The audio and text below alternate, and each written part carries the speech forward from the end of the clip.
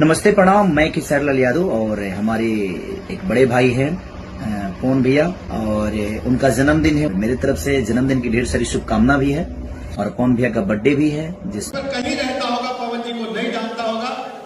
मैं उत्तर प्रदेश सरकार की तरफ से, उत्तर प्रदेश के 25 करोड़ लोगों की तरफ से पवन जी को बहुत बहुत बधाई और शुभकामनाएं देता हूं।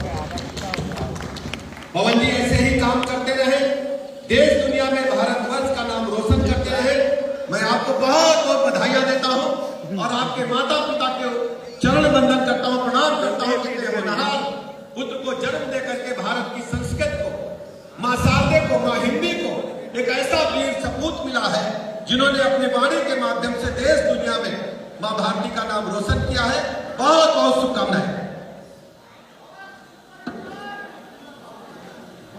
भैया आप आए, मेरा जीवन धन्य हो गया।